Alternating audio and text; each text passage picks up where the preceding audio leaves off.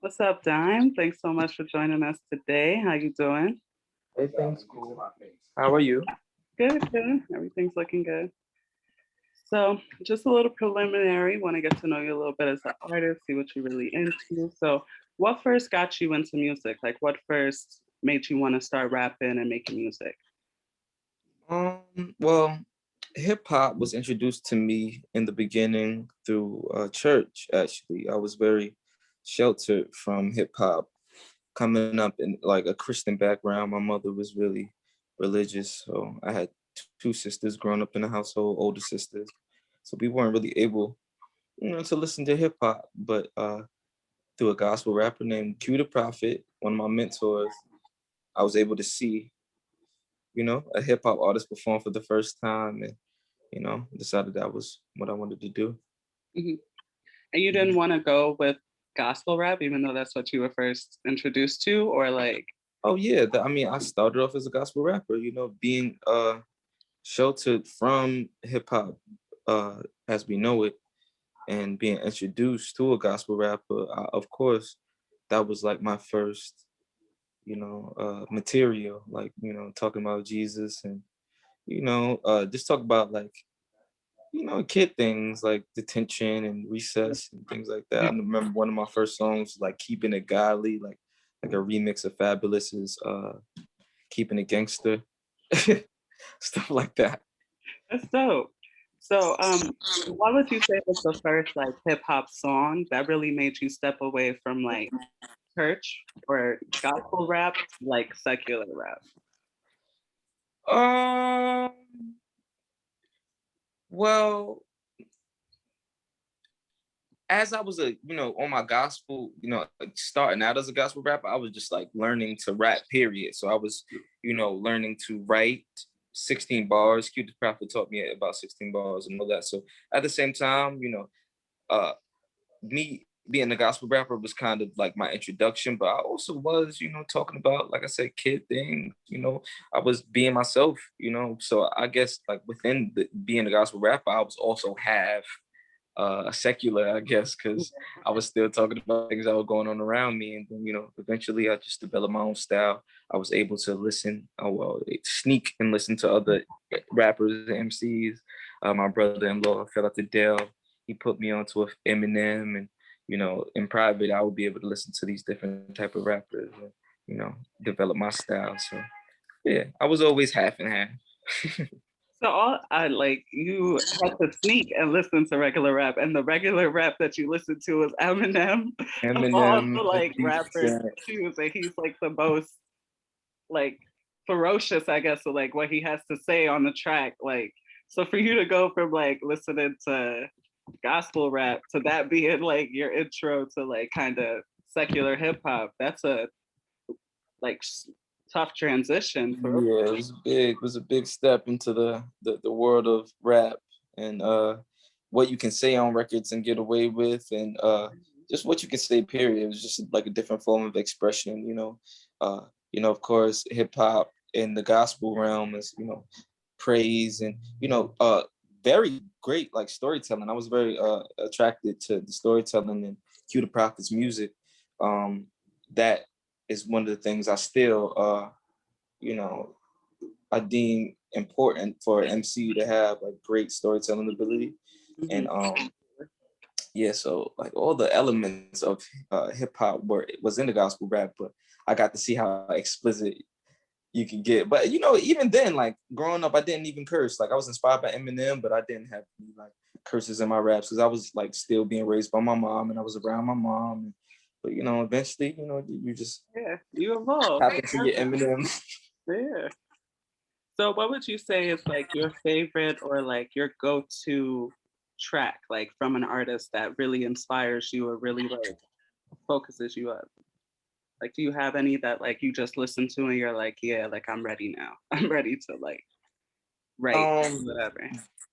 Well, growing up, definitely when I wanted to be inspired to write, no particular song, but Eminem's catalog, just the way he, worked with words, and still to this day, he's just a wordsmith, and, you know, just a perfectionist when it comes to the pen. So you know, I definitely looked up to him for with flows and, you know, lyrical content. He was always out there, you know, Busta Rhymes. You know, I listen to him a lot for his flows and his energy, and also I study performers, and he's one of the greatest performers. You know, especially yeah, uh, on stage and hip hop, one of the illest energies to such a stage. So there may not be like any particular artist or song I go to, but there's a few like hand selected artists that I can check into just to reassure me like, all right, this is what hip hop is. This is where the energy is supposed to be because these guys are considered greats. And you know, if you want to be like the greats, you gotta study the greats. Absolutely. That's true. So, as far as like when you write, because I listened to your latest EP and I loved it. It's dope. Oh, thank So, you. when you write, like, are you more of like a freestyle type of artist? Like you go in and punch in line for line, bar for bar, or do you take your time and write out everything that you have to say? Because lyrically, it's astounding. So I'm trying to figure out like what your process is. Oh, well, thank you so much, first and foremost. It really depends on the approach to the track. Let me give you a little bit of background behind how Training came to be. Well, Training is a prelude to my album, Ghetto Olympics 2. I've been rolling that out, but you know how COVID and you know all the stuff that went on last year kind of slowed things down, especially for artists, you know, releasing and being able to tour. So you know, and just like the Olympics, the actual Olympics got postponed. I just postponed my the Olympics. That's great. So that'll be this year. But Training, you know, so in between all this time, it's just letting people know I'm still working. I'm still keeping, you know, I'm still staying on go. I'm still, you know, I was gonna say because training kind of feels like a little bit of a warning, to be honest. Like it's a little bit of like, I'm gonna just give y'all a little bit of a taste of what I'm working with, what I've been working on, but know when the album drops, it's gonna be fire. right. And that's kind of how it came about because I was doing a track a week. I was just like, hey, you guys like are waiting for this album. I can't release it right now, but what I'll do for y'all is I'll release a track every week. Yeah, every week until you know it's time for the album. Nah, you was absolutely right. But I mean, I would be Yep. right now. Interview. And But yeah, so that's how the EP came about because I was actually just recording the track a week. So it came through. Oh yeah, thank you. Got the stand now. It's perfect. Hey, lit. Thank you. Yeah, so I basically created like a playlist of tracks. Yeah, it wasn't intended to be like a mixtape or anything.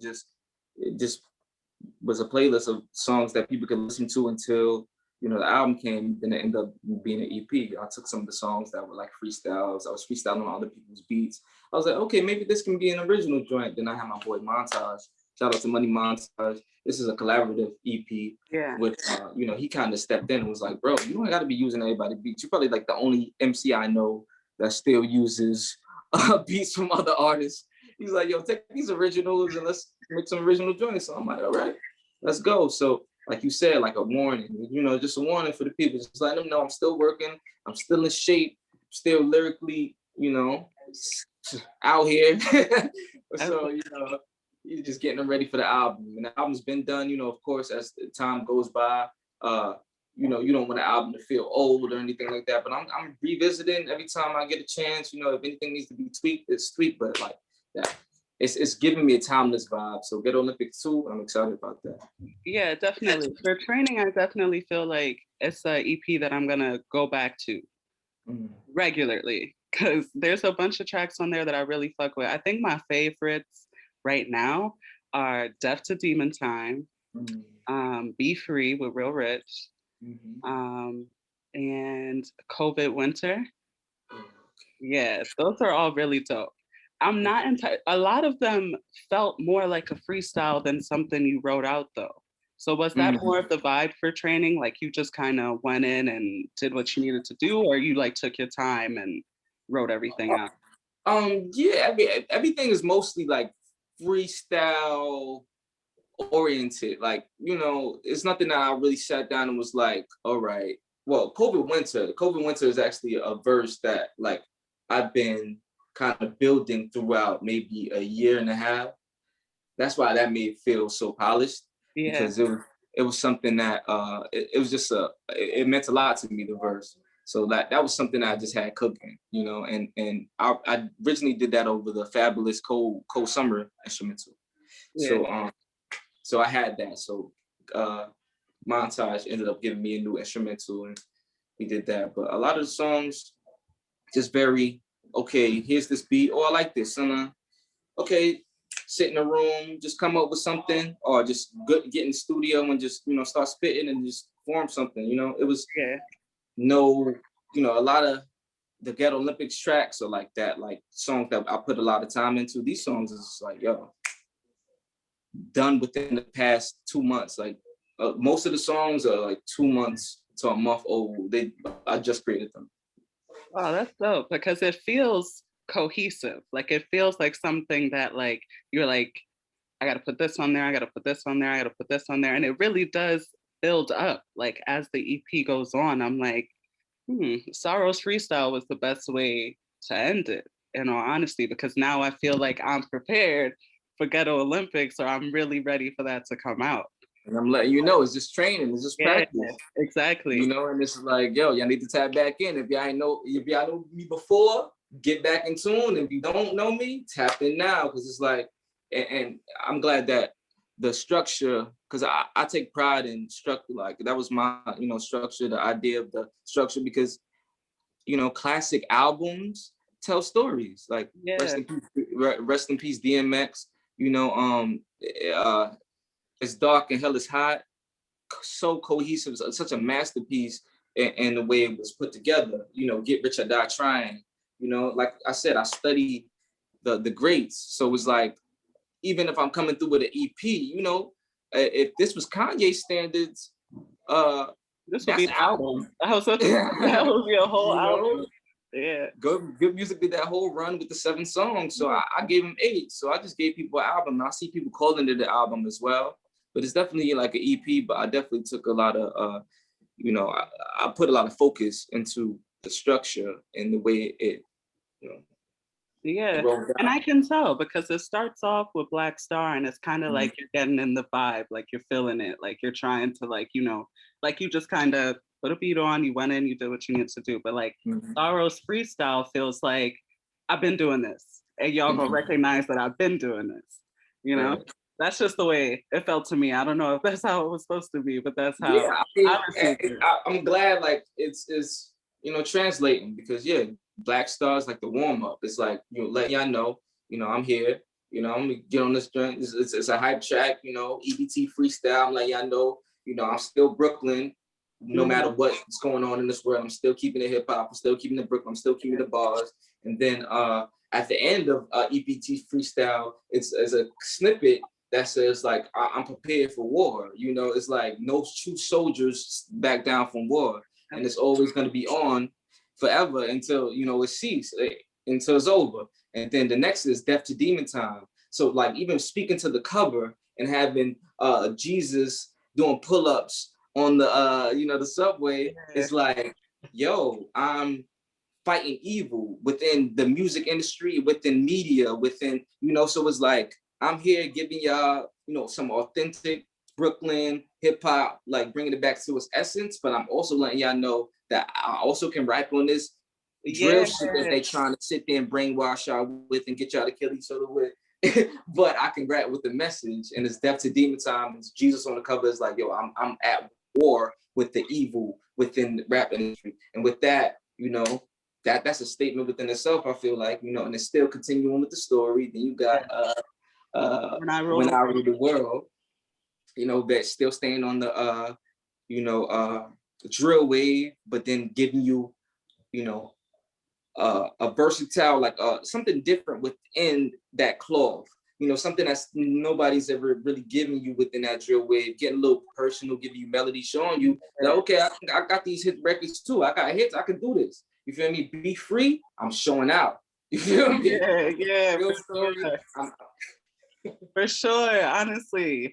Because that's exactly how I felt. Like listening to Death to Demon Time, and I was like, this is a drill beat, but this not a drill song. Like it don't feel like, it don't make me rah-rah like drill music is supposed to. Like it really supposed to, like, you know, make you kind of angry, I feel. At least that's how I feel sometimes I listen to drill. But with this, I felt like I'm listening to drill, but am I listening to drill? Because the lyrics don't coincide with like the vibe that drill is supposed to have, in all honesty. So I was like, it was nice to see you spin that type of music or that type of genre, you know, like that type of what they're trying to do with drill, and make it into something where me as a woman, I could listen and understand what's going on and still feel it, you know? Because I listen to drill music sometimes and I'm like, I don't know what y'all talking about. I have no idea. I'm not part of that life. I don't know. And it might make some of our Brooklyn drill friends mad because it's like, you know, it's something that, you know, they're adapting to, they're using to, you know, make themselves bigger. But me, I'm totally, and I've never been like, I've always been kind of anti. So it's like, if I see some stuff, like I see something going on within our community that's, you know, not healthy for us, you know, even with my past projects, I got Crown Fried. Crown Fried was all about, you know, Crown Heights and, you know, the restaurants that are very local here and what it does to our bodies in the low income areas, things like that. Just fighting against, just bringing awareness to what we go through in the ghetto and, you know, the things that happen in the Black community and you know, shortcomings. So it's just like, yeah, even with this one, I'm on that. So I'm glad that, you know, it translates well, like, you know, because Death to Demon Time, that's like a complete, like, I'm going at my Brooklyn niggas, but at the same time, it's like you said, it makes you feel angry. Drill music is supposed to make you feel angry. I'm looking at it like, how about we transfer this anger into another place? Because it's like we angry at each other, killing each other, but who's behind pulling the strings and you know, making this shit go down? Because it's something bigger than us. And, you know, we see it all the time. And I feel like people don't recognize that. Like they're so at each other's throats, they're not looking at the bigger picture. Which it's nice that you created a track like, yo, y'all look at exactly what's going on. Like, don't just look at each other. Look outside of just this little circle that y'all have. Because people really be stuck in their neighborhoods and like only recognize what's going on in their neighborhood, not realizing there's a whole, this is New York City. There's a whole 4 other boroughs in this bitch that y'all could be like exploring and doing whatever with, but you stuck in this little neighborhood, just worry about what your man's is doing. It's a whole bigger picture behind everything. So it's nice to see an artist really shine a light on that, as opposed to just continuing to contribute to the strife and what's been going on. Yeah, because that don't make no sense. Because what's the gratification in that? Like, just being another vessel, another agent of destruction. Yeah, like I don't see the like real purpose or the real reward in behaving that way. Like, what do you get at the end of that? Right. And then even if, you know, you're immortalized as somebody that's passed away because of this lifestyle that's promoted, you know, you're just helping push it more because now you're an idol to kids, you know, and things that you said that you probably would have grown out of on some, oh man, like, yo, I was young when I did this record. You know, now you, like, we got artists that are gone that can't really turn back and say, yo, this is what, yo, I didn't mean this. Like, you got Snoop, like say Snoop Dogg. Like, Snoop Dogg back in the day, you know, he probably could have bitched and hold all his records. But then, like, today, you know, you see him with Martha Stewart and he's rebranded himself, and then he probably has a, you know, another approach because, you know, he has daughters and certain things like that. So it's like people grow up, and I'm not faulting anybody for like having, you know, being influenced by the environment, and, you know, people can't change who they are, but it's like, damn, we got artists out here that are dying before they can even correct their mistakes from the past. And now we got people thinking that this is the way to be throughout life, and then internalizing this lifestyle and this aura of fucking kill my people, like, and it's just like normal, and it's a cycle. So it's like, and it's crazy how it's been normalized. Like, I wish that we would stop normalizing a lot of things that truly are not normal at all. Like, right. Shit is really not normal at all. Like, there's certain songs that I listen to and like I like it because I like the beat. Like, the beat makes me feel something. But then I listen to the lyrics and I'm like, this is not my world, like, at all. Like, I don't know any of this shit that's going on. I don't know half the terms that they use for a gun. I don't know. Like, I don't know it. It's not something I'm privy to. So it's nice to still be able to listen to something that has that type of beat and that type of feel, but not that message. Right. Yeah. And that's what I'm trying to do. I'm trying to flip it, It's about adapting in this hip hop game. And I mean, I'll go against the grain, man, if I have to, because like we spoke about the purpose. There's no purpose. There's no, satisfaction in killing my people. Yeah. So what was the inspiration behind Be Free? Like, did you have someone that you were trying to just like, go home, girl, like, it's okay? I mean, I get it. Like, if you gotta move on, you gotta move on. Like, what was the inspiration? It was inspired by a very real story. Sometimes you just gotta be like that. It's a situation where you gain comfortability, and you overstay your welcome, and person that you're with just got to get away from you. You got to get away from them. Yeah, and I feel like it's nice to hear that song from a male perspective, because I know women that go through that and we're like, nah, I gotta move on. Like, I gotta get away from this man because clearly shit is not going the way it's supposed to. So I gotta just like pack my bags. It's time to move on. And if we come back to each other, then we do. But right now, like, I think it's best that we're apart, which I feel like I hear a lot of women and a lot of like female artists speak on things like that, but I don't ever hear it from the perspective of a man, other than it just being like, you annoying me, like, it's time for you to go. But you kind of, and Be Free, you explained it like, nah, I fuck with you, like, I really do, but we gotta get some space from each other. Like, you kind of overstayed your welcome. I'm feeling a little bit pressured. Like, you gotta let me live a little bit. I want you to be free. I'm not tripping if I see you with anybody. It's like, and I'm not gonna think like how that could have been me. It's like, if you gotta go, go. Like, yeah, because all you ever see is green. Like, you can see that in a few ways. All you ever see is green: money, envy, being on go. Like, that's the next line. On go. I know. I see it. I see it. It's your body. That's how you are. Yeah, exactly. So that's how you are. So it's like, if you gotta go, and I don't want to get in between that. Yeah. I think that more of the time it's upsetting when like you're fucking like, as a woman, when you're fucking with someone and they're like, nah, like, you can go do what you gotta do. And it's like, damn, like, but I was trying to, like, what's up? Like, I was trying to see what's up. But like, you gotta recognize that people have limits, and you gotta be able to, first of all, learn human cues, learn like interaction cues, and recognize when someone just wants to be left alone. Right. And honestly, more of the time, like, being free will help you build yourself.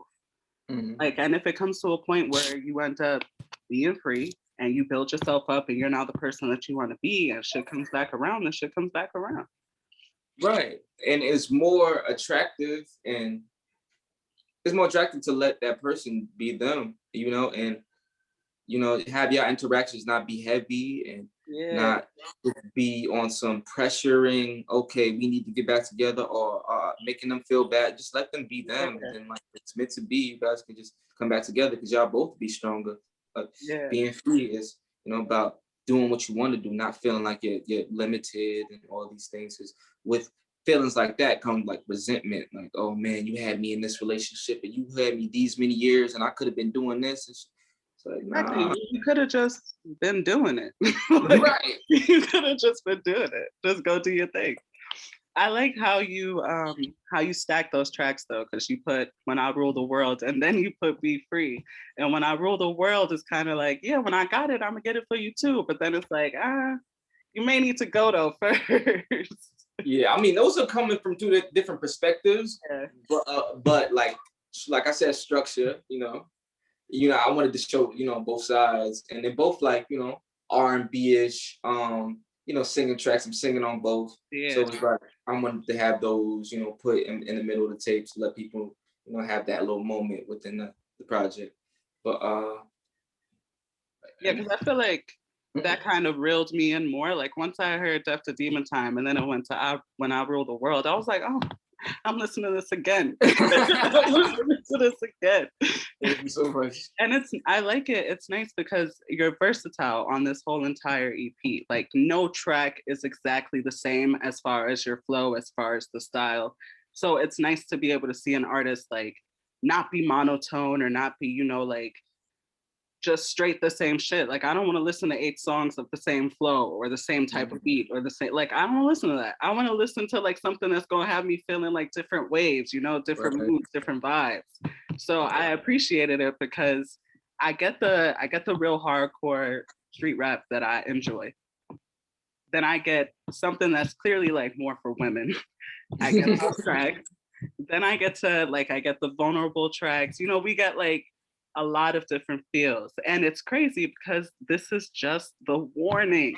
Mm-hmm. So once Ghetto Olympics comes out, I'm like, I don't know what to expect. For real. I really have no idea, but I know I'm excited. So as far as training, are you gonna do any visuals for any of the songs on there? Or do you think that you're gonna like do a little bit more with it before Ghetto Olympics comes out?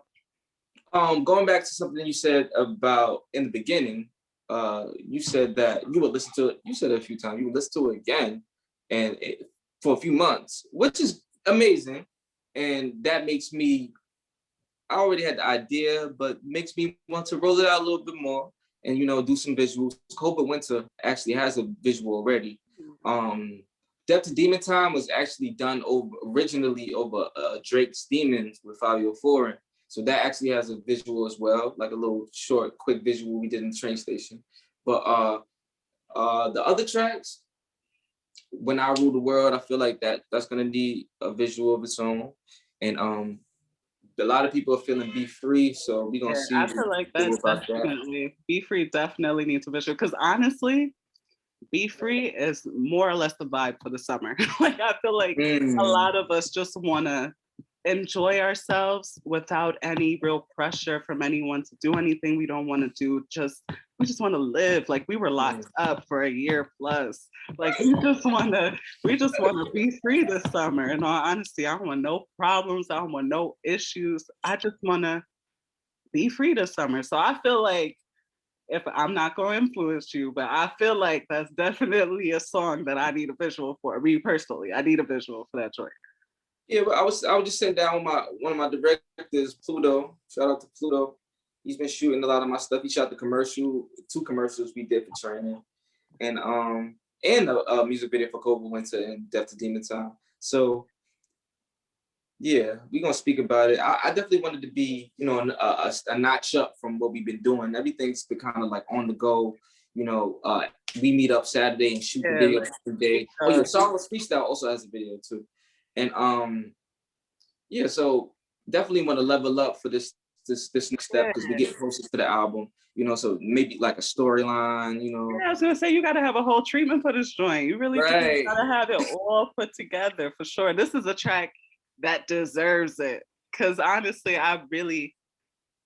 when I first listened to it, like I fuck with Rich Heavy. So that's the first track that I listened to. Mm-hmm. So I was like, nah, this joint is fire. And then I listened to the rest of it and I was like, nah, the whole thing is fire. Like I can't not fuck with it, but I definitely want, and I'm not speaking for the people, I'm speaking for myself, but I definitely want a visual for Be Free. Absolutely, for sure.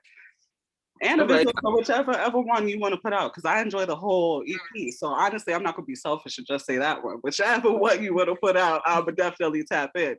But that's my fave at the moment.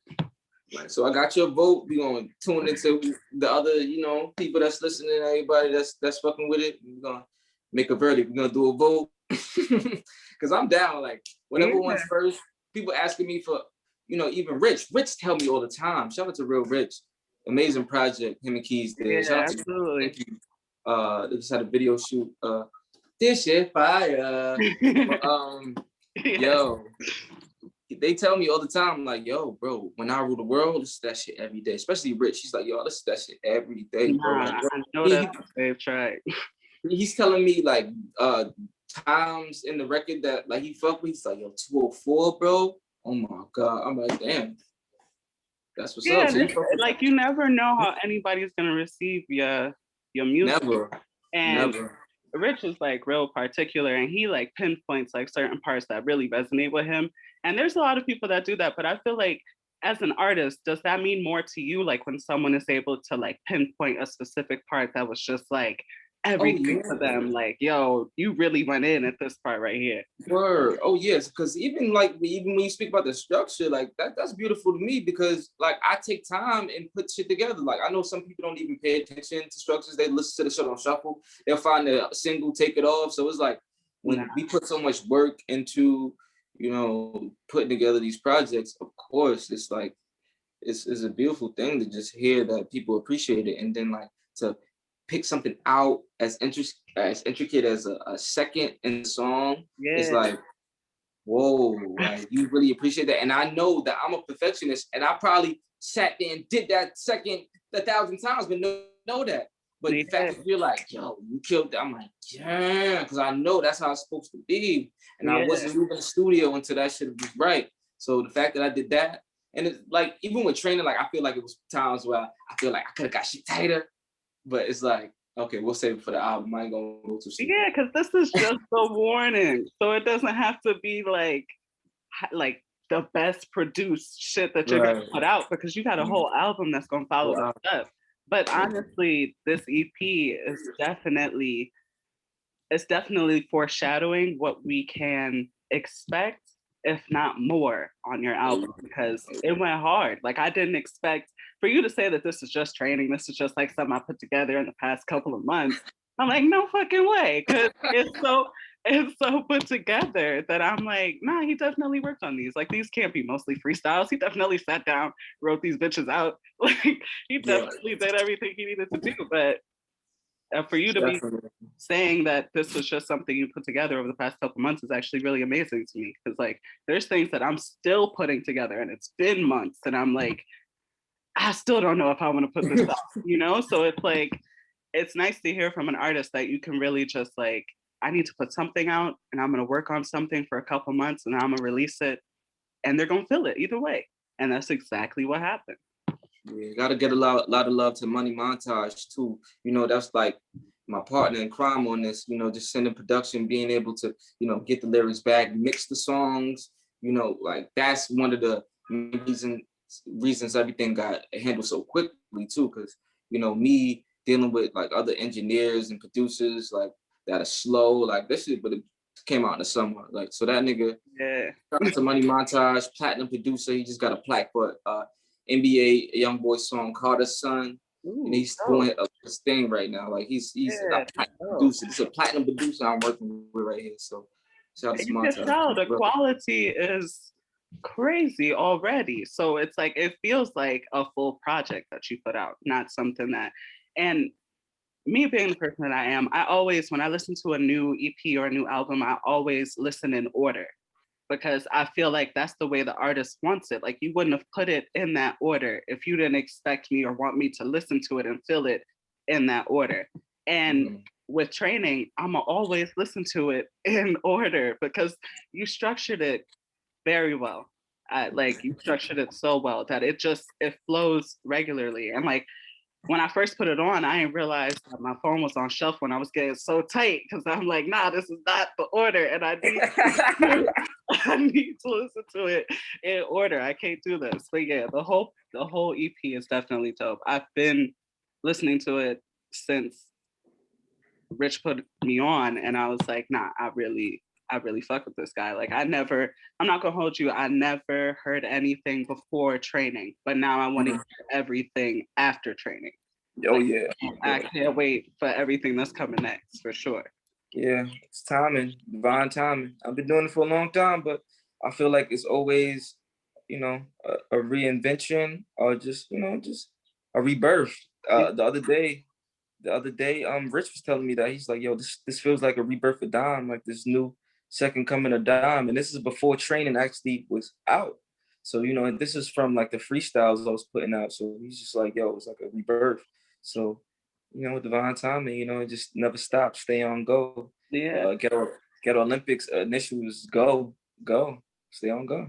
Do you ever like go back and listen to your previous music, like from like years back, like when you first started putting stuff out, and kind of like compare it and see how far you've really come as far as your flow and your style?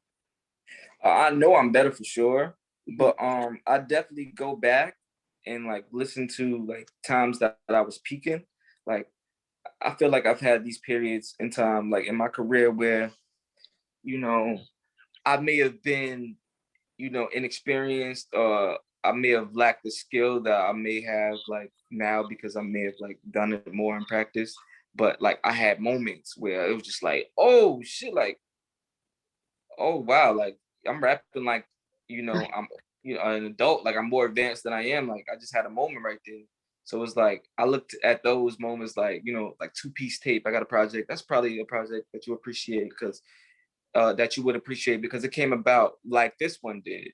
It was like I was gearing up for my album Crown Fried, and I was just putting out songs for people to stay tuned to. Fabulous had just hopped on one of my singles, so it was like, all right, well, people want to hear me. The album's not done. Let me just put out some music, and that project it came about like that. So it's like that was I'm definitely about to go back through the discography. Don't get me wrong. I'm going back just a little bit because, like I said, like I'm definitely, I brushed up on my shit. I know how I want to release things. And yeah, it's about that time. Get Olympics 2 is ready. Is ready. So, can we expect any more collaborations on Ghetto Olympics 2? You got more Brooklyn artists, like local Brooklyn artists you working with, or are you not trying to spill the beans? It's okay. I mean, I feel like I told other publications, so I ain't gonna hold out on you. You man cool, you dope. Oh well, are you familiar with Tweet? Tweet? Yes. Like the singer? Yeah. Yeah. Who don't know Tweet? Yeah, I got Tweet on my album. Shut up. I'm so stoked. I'm so excited. I got Tweet on a song called Queen.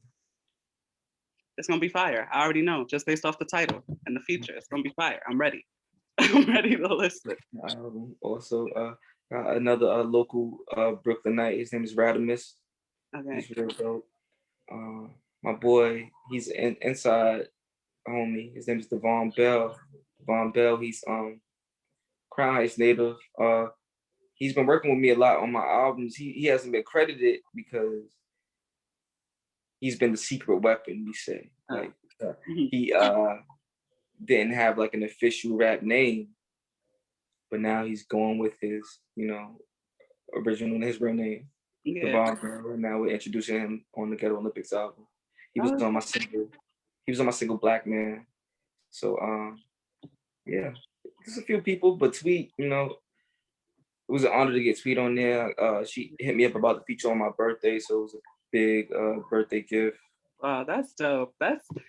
To me, that's a huge feature. I'm a huge Tweet fan. I love Tweet. Yeah, like, that's what I care about. We talking about our appreciation for music, so it's not about any of the other extra bullshit. It's like this is soulful shit that got me through my days in the past that I'm still connected to. This is Missy Elliott Tweet. This is fucking Tweet from Honey.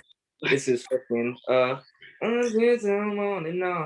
it's so good to feel out, y'all. And people forget Tweet was on the Solange album. Tweet was background on Solange, A Seat at the Table.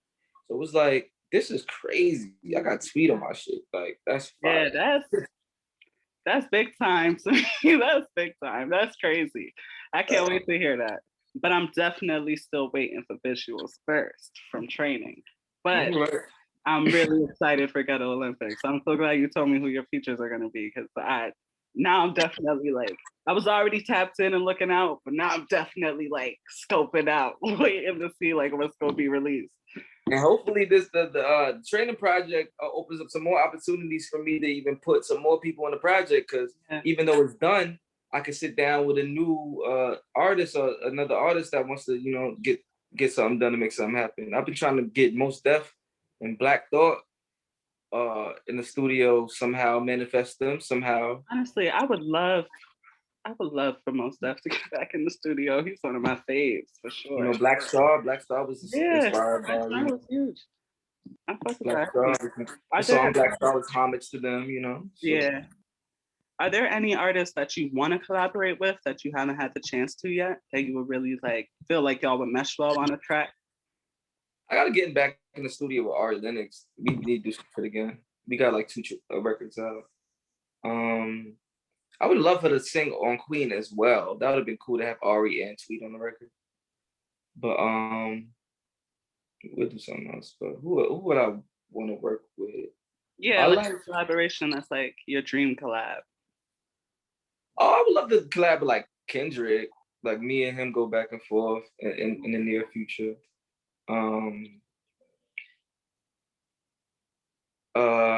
Hove. That's like a dream collab to have Jay on the track. Just like, you know, a few bars for Jay. I'll have him come on one of my tracks and just kill it real quick. Dream collabos. Drake, you know, all the big dogs, man. Those be the dream collabos because I could really show y'all motherfuckers the difference. Nigga, what up? I'm at your head. Nigga, what up? Drake. Absolutely. You know, so like that, those are dreams. Those are idols of mine. So definitely like hop on tracks with them for sure. I would love to hear that. I feel like a collab with you and Hope would be amazing. Like legit amazing. Like lyrically, because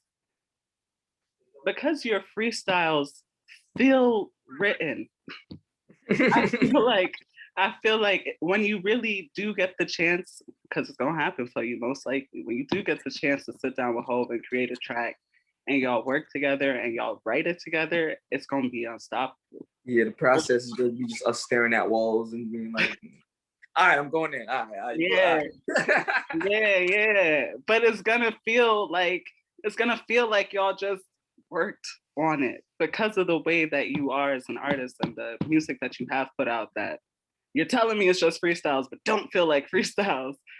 It's crazy. It's gonna be lit. It's gonna be a movie once it actually does happen. Yes, sure. Maybe that'll lead to me getting in my R&B bag and writing for B. Why not? You gotta manifest these things. You could write for B. It could happen. It could happen. You never know. We're gonna bookmark this right here. We gonna this is gonna be a throwback Thursday. Absolutely. I'm ready. It definitely is because it's gonna happen for you. So off the training, are there any songs that you're really looking forward to performing? Because she's gonna be open this summer, and I'm looking for every local concert I could go to. So, like, are there any tracks that you're really, really looking forward to performing? I've never had tracks that I gotta anticipate the energy for. Like, this is weird because this is like I approached this whole project with a whole new energy, and it's like, all right, we getting this shit done. This is training, like we here. But like when I listen to like Black Star, like I don't know, because like when I go in, like I perform, I put a lot of energy into performance. So it's like on that record, it's like a energy I probably never even had on record before. So on stage, I don't even know. Like I can't even anticipate how crazy it's gonna get. Like, yeah. I mean, just like being able to finally perform that track, like the energy that you're going to put into it yourself versus the energy that you're going to receive, it's going to be crazy. It's really going to be crazy. Man. And then I like to kind of try to like take myself out of it and see like if I was a fan of myself, like what song would I want to see perform? And then I'm thinking of it in that brain too. And it's like, ooh. You know which song I feel would be like dumb hype when you get to perform it? I feel like Death to Demon Time is gonna be like when you get to perform it, I feel like it's gonna be like the energy is you really gonna feel it vibrate through your body, like for real, when you get to perform that track. That track I can't wait to see performed live. You just saying so much shit on that joint, but the beat will have you like it's crazy. That whole song is put together so well. Shout out to Money Montage, as you said. That whole song is put together so well. I really can't wait for that one to be performed. I wasn't even thinking about that. Yeah, that's the one that I thought that would be the one that you would say, but Black Star for sure. You're gonna get like heavy energy with that one. But Death to Demon Time, when you perform that joint, bro, yeah, nah, that joint is gonna be hard. That's gonna be tough. Like, I'm gonna need to stand off to the side because I'm not gonna want to get hit. I'm gonna want to be there. Yeah, like it's gonna be lit for sure. Absolutely. And I just have like two more questions for you, and then we'll wrap it up. We good. So, how do you feel like the internet has really impacted like music? Like as far as like I feel like a lot of people are getting like streams and plaques and all this from people replaying their songs on TikTok all the time. Like, so how do you feel that the internet has really influenced the music industry? Let me get that one more time. Say that one more time. Like, like with social media and with the internet and with things being so readily available at our fingertips, like how do you feel the internet has truly impacted the music industry? Because like I was saying on TikTok, like those songs get like Savage with Megan Thee Stallion, the remix, and Say So with Doja Cat, like they get so much play just for people making videos of them on TikTok and such. So how do you feel that the internet has really impacted music as far as like how it's received, how it's really put out there? Hey, it's I mean, to match the attention spans, it's looking like, TikTok became the new DJ. Yeah, that's how it is for real. Like if I want to know about a new track that's out that I'm not privy, I don't listen to the radio like that. I'll just watch a few TikToks because I know that it's gonna pop up repeatedly. Like it's the song is gonna pop up, people are gonna be dancing to it. So I could get a feel for what's hot right now. But like for tracks that aren't like real popish, real like, like just like popular music, for tracks that are like more hard hitting, I feel like the internet has been a little bit hard on them as of late because a lot of people are looking more for like this bubblegum, like real, like I could dance to, I could create a little thing to, as opposed to like real tough shit where people are being like vulnerable and people are like really, spilling their guts on their music, which a lot of people use music as their therapy. So I feel like the internet has had a lot of good effects on music for sure. It's a lot of artists that possibly wouldn't have gotten shine before to get shine, but I feel like it kind of shits on artists that do need shine or do deserve shine. Yeah, I feel like it's all conditioning. It's like the industry, they set things up to be the way it is, or like, these new things come about and kind of change the way things work. So it's like people are just falling into line and just, setting up their business structures to follow this like whole little mold. But I feel like the real survives, no matter how long it takes, and the real adapt. So like a real dope MC or artist or whatever, they'll find a way to survive in this TikTok era. They may have a little TikTok part in their lyric bar filled song. It's like, yeah, I feel like it's just all about, just navigating through it because the game is gonna be the game and it never been fair, never been no easy shit, never been no cakewalk. So it was like we've always had to put in some type of work somehow, and if adapting is what we got to put it into, and like getting creative and finding new creative ways. We did it all last year, on COVID, finding creative ways to keep content going, keep surviving. So yeah, that's just what it's about, man, and just not getting discouraged by it because the game is going to be the game, but the true artists and true creatives that make a difference, just stick to it. And there's too many examples to really let discouragement, get you out of the game. Yeah. So last question, and then I'll let you go. What's some advice that you have for artists that are trying to get into the music industry, that are just, trying to make a name for themselves? Like, what are some things or some tips that you would give as far as trying to get their music to pop, or like just creating?